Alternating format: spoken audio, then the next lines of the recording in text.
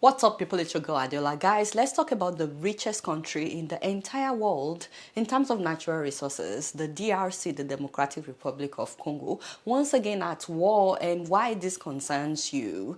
Once again, Rwanda is using the same script, the same excuse that they've used in the past to indirectly invade Congo, allegedly. If you're wondering how it's possible that Rwanda, a country with a population of 14 million, is once again allegedly the one behind the rebel group that is causing unrest in the DRC, a country of 103 million people, well, it's because a number of Western countries, the US, France, and Belgium, are backing Rwanda. Now, let me quickly talk to Rwandans because your president is being accused of being behind the unrest in Congo, the DR Congo, while allegedly stealing Congo's natural resources through the back door. Now, those who allege this say that they have evidence, by the way, and we'll get to that later. Rwandans, please move closer. We get it that you love your president. He has transformed your country. You are always, and I mean always, defending him each time someone says something about your president that you don't like. But before you defend him this time around with what is happening in Congo, I think you should at least know what some people are saying with evidence, not me, of course, who am I, about the role of your president, the role of your government in the new war that is taking place right now next door to you in Goma. That is North Kivu province of Congo. Now, we know that the problem started when the map of Africa was drawn by Europeans. I mean, they have people that did not necessarily want to be a country. They drew the map and they had them together as a country. They drew lines that placed the Tutsis into different countries. That is Kagame's tribe, by the way. So you have Tutsis in Rwanda, you have them in Congo, you have them in Uganda, just like we have Yorubas in Benin and Nigeria. And then you also have Hutus in Rwanda, you have them in Congo. And these tribal issues led to several tribal clashes, the worst of them being the genocide in Rwanda that happened in 1994.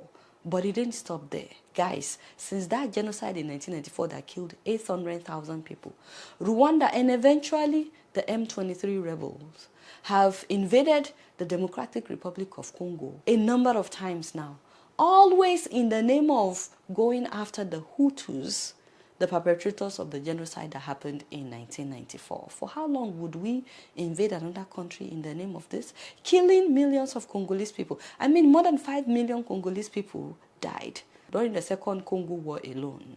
And many people will say that that is a conservative estimate. 9 African nations and approximately 25 armed groups were involved at that time, making it one of the largest wars in African history. Now, Kagame has consistently denied being involved, but the UN has several evidence to prove otherwise. Now, this new war that just started last week has already claimed the lives of at least 2,900 people, according to the UN, and they said that the number will go up. In their defense in Rwanda, and you will hear Kagame say this a lot, they are saying that the FDLR, that's the Hutu rebel responsible for the Rwandan genocide in 1994, they are saying that they are still active in eastern Congo, attacking Tutsis in Congo. In fact, the M23 is saying that they are invading Congo in order to go and protect the Tutsis in Congo. They said that the Tutsis are being marginalized in Congo. However, this is confusing because it doesn't make sense that you said that you are going after the Hutus to protect Tutsis. You took control of Goma, where there is natural resources. Is this about natural resources of protecting people? You also took control of the airport, cutting off much needed humanitarian aid to hundreds of thousands of displaced people. How is that protecting the Tutsis? Now, keep in mind that some of the people that have been killed in Goma in the last 1 week are soldiers, but not just soldiers from Congo. You have soldiers from other countries fighting with them to protect them. 14 South African soldiers have been killed in this conflict, and that one alone is already causing tension between Rwanda and South Africa. Both presidents are going at each other right now.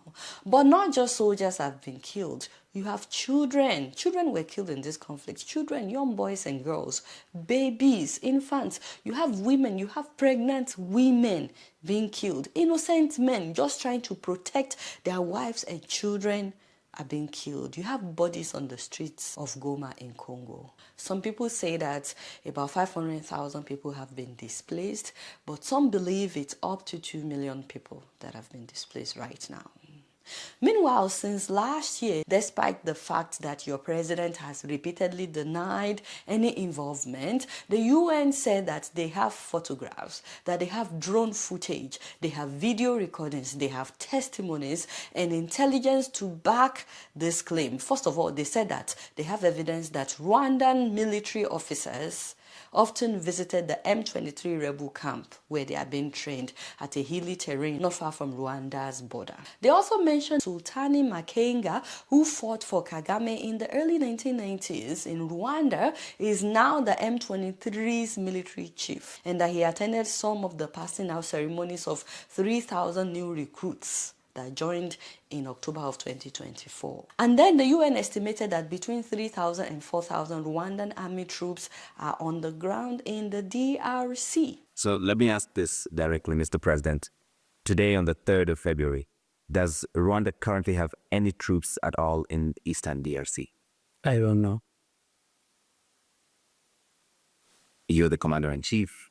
Yeah, there are many things I don't know. They also said that the advanced weapons that the M23 rebel is using is not available to any of the other numerous armed groups that are operating in Eastern Congo, and that they were supplied by the Rwandan government. For example, Rwandan forces and the M23 allegedly fired 122mm rocket hitting displacement camps. This means they are shooting at refugees. How is that protecting the interest of the Tutsis?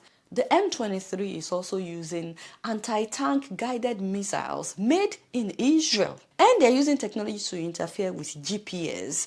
They were able to stop Congolese army from flying the drones that they acquired from China. So Congolese army is buying drones from China and they're able to stop them. They are jamming their GPS signals. They're basically saying, how is a rebel group able to afford all this? And of course, President Kagame has dismissed all these UN reports. He wants everybody's attention to focus on the activities of the FDLR. Again, that's the Hutu rebel group that was responsible for the genocide that happened in Rwanda in 1994. He is saying that their presence in Congo makes Congo an unsafe neighbor.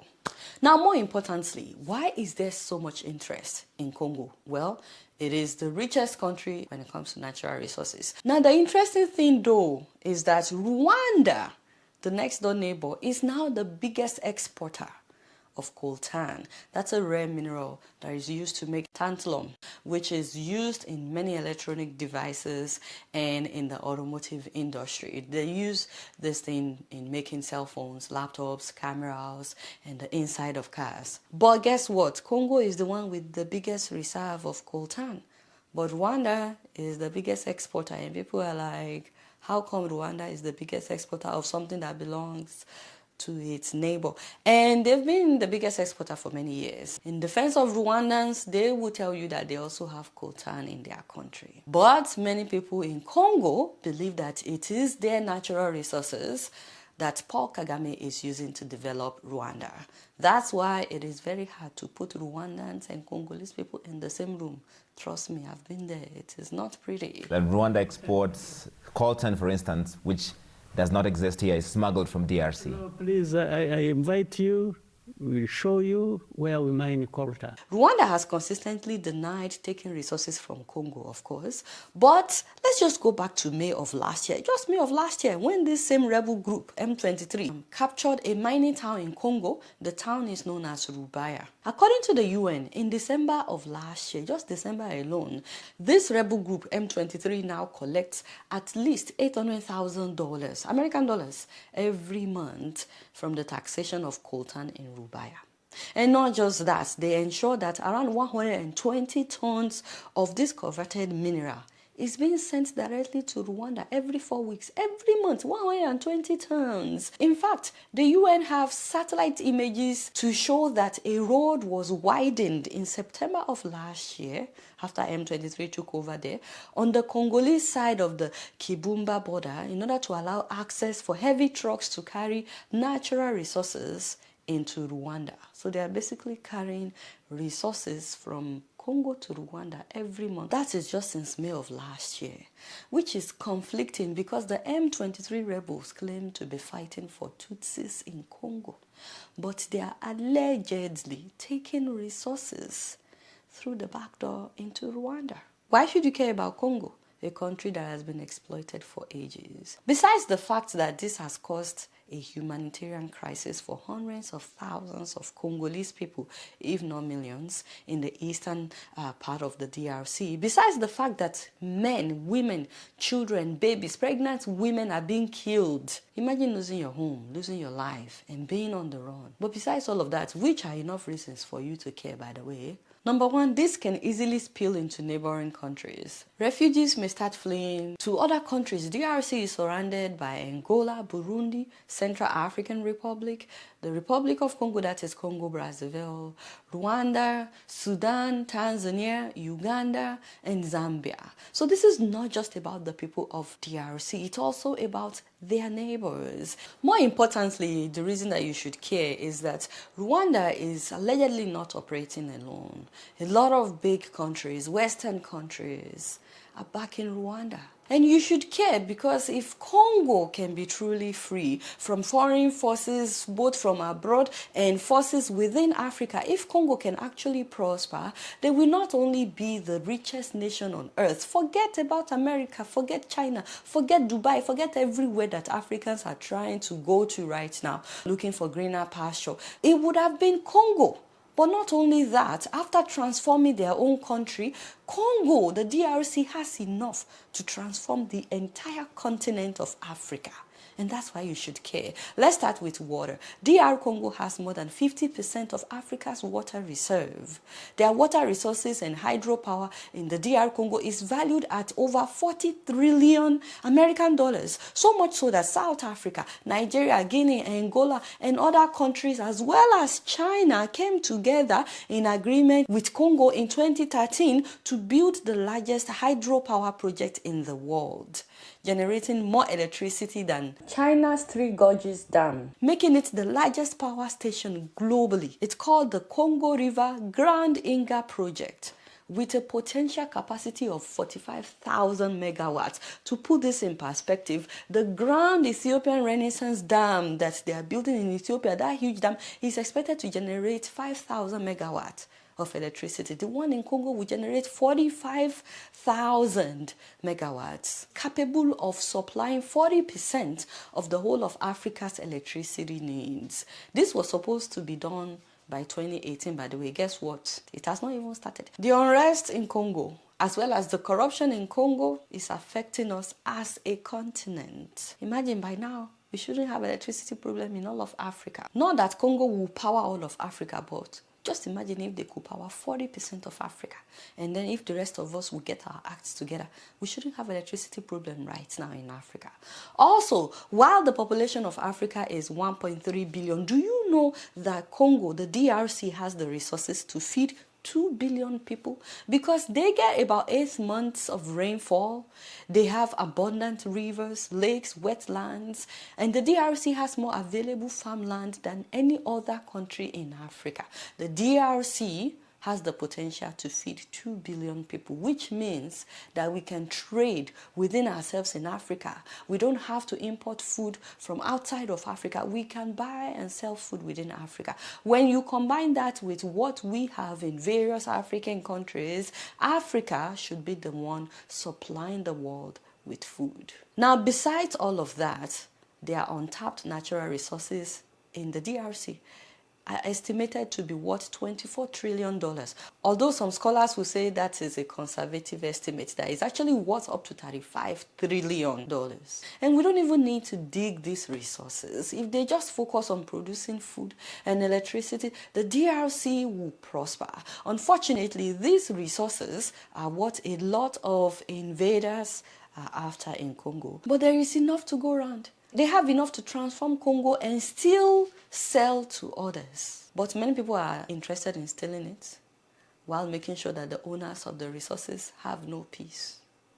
Do you know how many people have been killed in the DRC. Between 1988 and now, official report says 6 million, but Congolese activists will tell you it's up to 12 million. Now that's double the population of Ireland or Norway. It's way more than the population of Greece. It's more than the population of the whole of Togo, or the whole of Sierra Leone, or the whole of Liberia. It's more than Gambia, Gabon, Botswana, Eritrea put together. That's the number of people that have been killed in the DRC just between 1998 and now, primarily because of their natural resources. And let's not forget that Belgium also killed at least 6 million people in this same country because of their natural resources. I made a video about Patrice Lumumba, by the way, the first Prime Minister of Congo. I'll put the link in the description so that you have a better understanding of the conflict that is happening in Congo. So besides all those killings, we now have another war. The rebels said that they've ceased fire, but there are several reports that they are still killing people. And they also threatened to march all the way to the capital of the DRC, Kinshasa.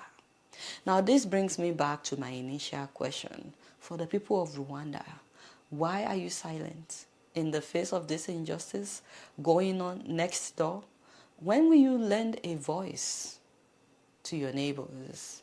The people of DRC have been protesting for years. Last week, the protesters attacked several embassies in Kinshasa. They attacked that of France, Belgium, Uganda, Kenya, and the US, countries that they believe are benefiting from their exploitation and countries that they believe can speak out for them and they are not. But they also especially attacked that of Rwanda. We can't even remember the last time that there was protest in Rwanda. We know that there's no freedom of expression in Rwanda, even though it's a beautiful country and all. People cannot just protest or say anything about the government.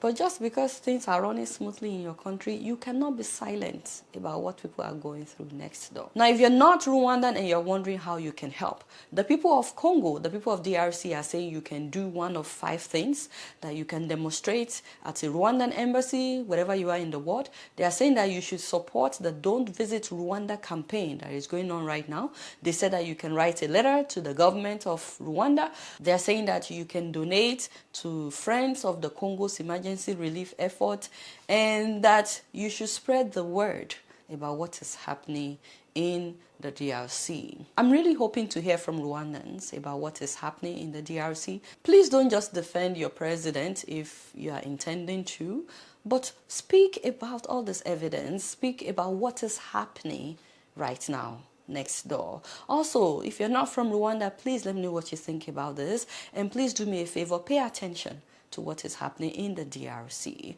because whether you know it or not, it is affecting us as a continent. If Congo is not free, we all are not free. Please put something in the comment section. Let me know what you guys think about what is going on in the DRC. Now, for those admiring my necklace and my earrings, I know you've been admiring it all day. As usual, this is from Ice and Gold in Atlanta, and they've started their Valentine's Day sales, 10% off if you use my promo code Adeola Oshe. Also, if you buy jewelry worth $150 this month of February, you will get a free necklace. You can choose either gold or diamond, and this is the necklace that you'll be getting. It is worth $69.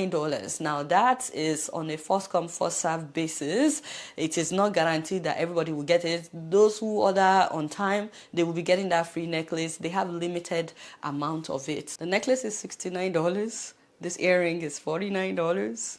The ring is $39, I think. Please go on their website to confirm. Thank you so much, guys, for watching all the way to the end. Sorry that it's such a long video. Please subscribe if you're yet to, and shout out to my new subscribers. I really appreciate you guys. All right, y'all, it's been real, and I'm keeping it real up in here. Don't forget to follow me on Facebook, Twitter, that's X, Instagram, and TikTok. Until next time, I'm gonna see you later. Peace out.